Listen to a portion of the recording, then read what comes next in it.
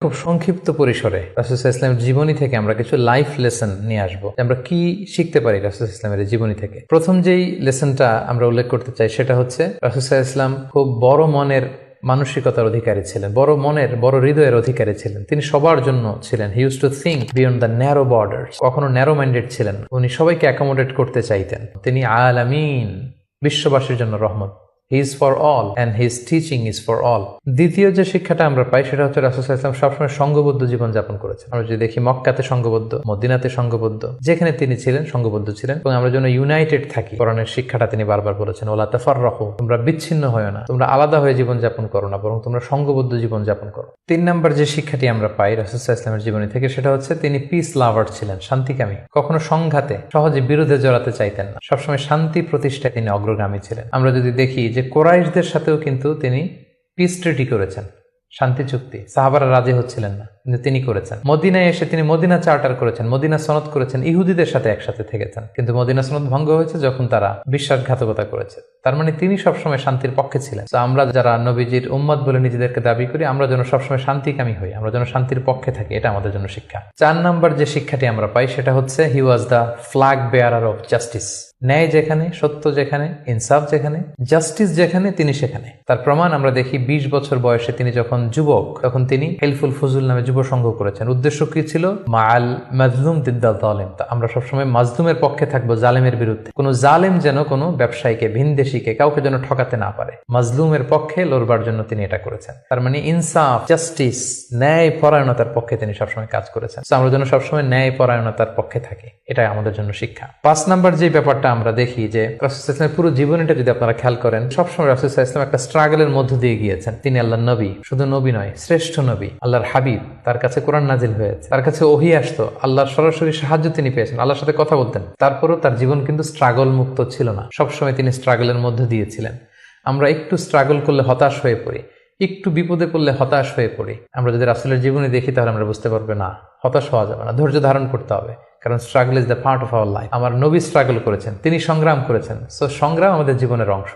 এই শিক্ষাটা আমরা পাই। 6 নম্বর যে শিক্ষাটি আমরা পাই সেটা হচ্ছে রাসূল সাল্লাল্লাহু আলাইহি ওয়াসাল্লাম ব্যক্তিগত জীবনে অত্যন্ত সৎ ছিলেন। যে কারণে যে কুরাইশরা রাসূল সাল্লাল্লাহু আলাইহি ওয়াসাল্লামের বিরোধিতা করত, তারাই রাসূল সাল্লাল্লাহু আলাইহি ওয়াসাল্লামকে উপাধি দিয়েছিল আস-সাদিক আল আমিন, সত্যবাদী, আমানতদার। যেদিন তিনি হিজরত করবেন সেদিন তিনি তার ঘরে রাসূল সাল্লাল্লাহু আলাইহি ওয়াসাল্লাম আলী রাদিয়াল্লাহু তাআলা আনহুকে রেখে গিয়েছিলেন। কারণ ওনার কাছে মক্কার অনেক লোকেরা আমানত রেখেছিল। সেই আমানতগুলো বুঝিয়ে দিতে আলী রাদিয়াল্লাহু তাআলা আনহুর 3 দিন সময় লেগেছিল। এত পরিমাণে ডিপোজিট ছিল, আমানতের বিভিন্ন জিনিসপত্র ছিল, সেগুলো আলী রাদিয়াল্লাহু তাআলা আনহু বুঝিয়ে দিয়ে তারপরে তিনি হিজরত করেছেন। কতটা আমানতদার ছিলেন আমাদের প্রিয় নবী। এবং ওনার এই ব্যবসায় আমানতদারিতায় মুগ্ধ হয়েই কিন্তু খাদিজা রাদিয়াল্লাহু তাআলা আনহা রাসূল সাল্লাল্লাহু আলাইহি ওয়াসাল্লামকে বিয়ের প্রস্তাব দিয়েছিলেন। তো তার উম্মত হিসেবে আমাদের উচিত সত্যবাদী, সৎ এবং আমানতদার হওয়ার চেষ্টা করা।